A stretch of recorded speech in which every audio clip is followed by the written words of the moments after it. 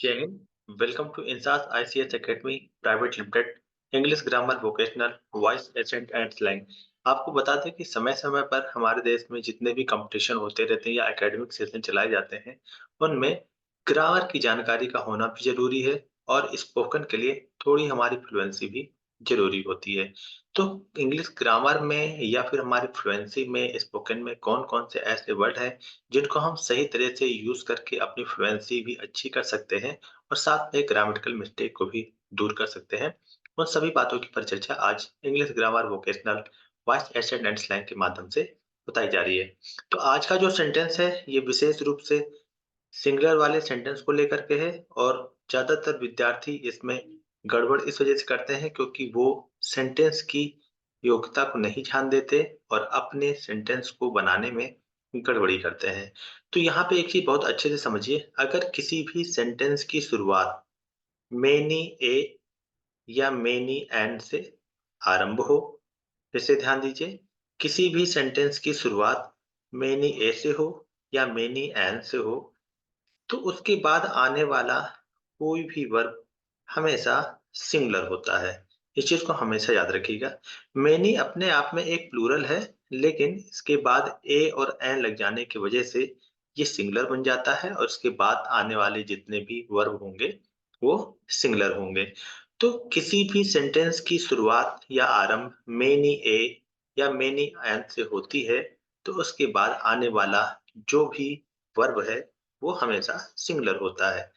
Example देखते हैं। Many a girl. अब देखिए, मेनी अ हमेशा सेंटेंस को बताया गया है कि कभी भी किसी भी सेंटेंस की शुरुआत अगर हो रही है मेनी ए से या मेनी एन से, तो उसके बाद आने वाला जो भी वर्ब होगा वो हमेशा सिंगुलर होता है। तो many a girl was present yesterday. दूसरा सेंटेंस देखते हैं। Many an. आपको फिर से बताया गया था कि मेनी एन या मेनी आ के बाद अगर कोई भी सेंटेंस से शुरुआत होता है तो उसके बाद आने वाला जो भी वर्ब होता है वो सिंगुलर होता है। तो यहाँ पे देखिए, मेनी एन के साथ इज आया और यहाँ पे भी मेनी आ के साथ वाज आया। ए और एन का जो कॉन्सेप्ट है उसको हमेशा ध्यान दीजिए।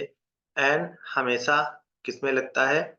वोवेल में लगता है। अब वोवेल क्या होता है इसको भी समझ लेते हैं।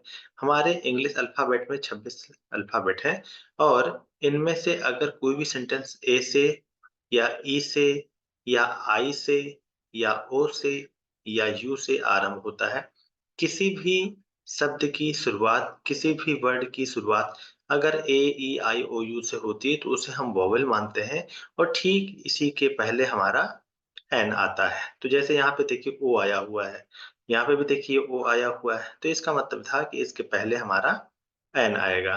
तो अगर किसी भी वर्ड की शुरुआत ए ई आई ओ यू से होती है उसे हम वॉवेल मानते हैं और ठीक उसके पहले एन लगता है।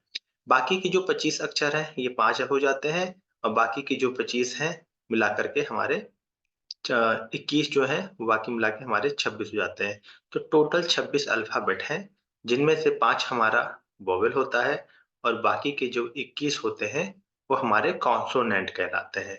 तो ये 21 कॉन्सोनेंट में जब भी कोई आरंभ होगा इसमें ए आएगा और 5 ये जितने भी हमारे वोवेल हैं इसमें हमारा एन आता है।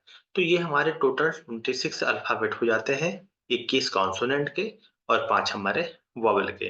तो यहाँ पे यही बताया गया है कि मेनी आ से अगर किसी भी सेंटेंस की शुरुआत होती है या आरंभ होता है तो उसके बाद आने वाला जो भी वर्ब होगा वो हमेशा सिंगुलर होता है और इसी वजह से मेनी आ के साथ यहाँ पे वाज और मेनी एन के साथ यहाँ पे इज लगाया गया है। तो इस तरह की छोटी-मोटी जानकारी जो हमारे सेंटेंस की इम्प्रूवमेंट में योगदान देते हैं और साथ-साथ हमारे स्पोकन स्किल्स को भी मजबूत बनाते हैं। इसी तरह की जानकारी आप हमेशा लेते रहिए और साथ में अपने इंग्लिश को भी स्ट्रॉन्ग कीजिए। तो आज इंसात ICS academy private limited English grammar vocational voice accent and slang की तरफ से यहीं तक। मिलते हैं नेक्स्ट सेगमेंट में नए तथ्य और नए विश्लेषणों के साथ। तब तक के लिए इंसात आईसीएस एकेडमी प्राइवेट लिमिटेड की तरफ से जय हिंद, जय भारत।